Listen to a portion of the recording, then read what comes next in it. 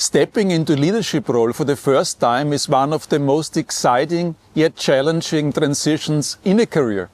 For many it means leading a team of people who were once peers, friends and colleagues with whom we shared a level playing field.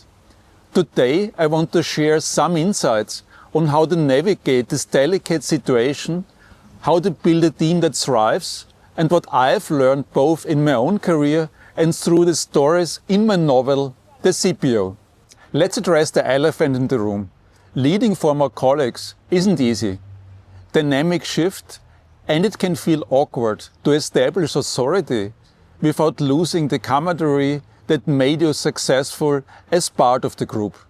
A critical first step is to acknowledge that things have changed. Be transparent with your team. Let them know you value the contributions and that your role is to enable the team's success, not to micromanage or claim superiority. This openness sets the stage for collaboration rather than resistance. In the CPO, Thomas Sutter finds himself thrust into a leadership role where he has to influence people who, at least on paper, might seem better suited for the job. What makes him successful is his ability to create a shared vision for success. Rather than asserting authority or revisiting past conflicts, Thomas focuses on where the team needs to go and how they can get there together. This future-focused mindset is a lesson for all leaders. It's not about where you have been, it's about where you're headed. When I think back to my own career, I've been fortunate to work in environments where the best idea wins. Consulting firms by nature are meritocracies. Early in my career, I experienced the power of speaking up in team meetings and seeing my ideas not only acknowledged, but implemented.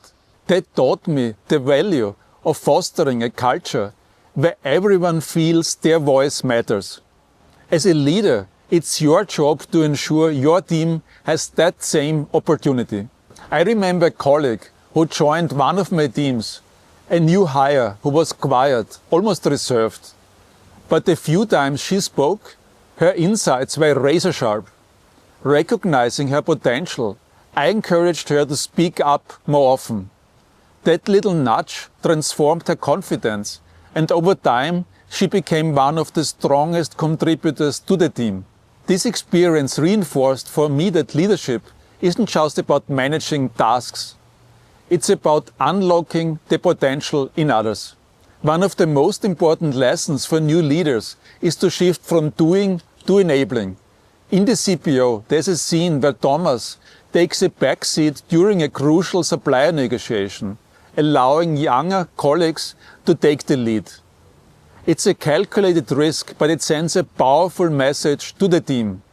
I trust you. This act of empowerment not only builds confidence in the team, but also frees up the leader to focus on strategic priorities. Delegation and empowerment, however, don't mean stepping away entirely. They mean being present in a way that guides without overshadowing. Set clear expectations, provide the necessary support, and most importantly, celebrate the team's successes. Another critical challenge for new leaders is dealing with resistance. Some team members might have wanted the role you now occupy. Others might struggle to accept the shift in dynamics. Acknowledge their feelings, validate the contributions, and emphasize how their strengths are vital to the team's goals. Over time, fairness, transparency, and consistency will build trust even with the most reluctant team members. Leadership is also about building a shared vision. In procurement, this might mean focusing on supplier relationships, driving innovation, or optimizing costs. But the key is to involve your team in shaping this vision. In the CPO, Thomas transforms the engineering team's perception of procurement by collaborating with them on shared goals. He doesn't impose a vision, he co-creates it. This approach builds alignment and buy-in, making it easier to navigate challenges together. Lastly, let's talk about feedback. When I worked closely with one colleague for over a year on a reduced team, we developed the habit of giving each other feedback at the end of every day. What went well? What could have gone better?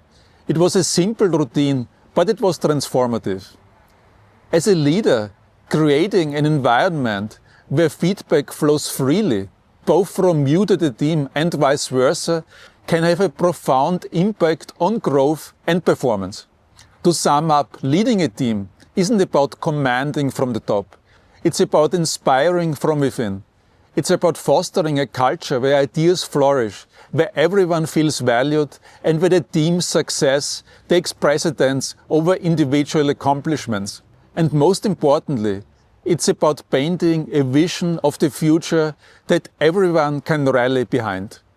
Thank you for joining me today. I'm Schuh, and this has been Procurement in the Park. Stay tuned for more insights on how to lead, influence, and succeed in procurement.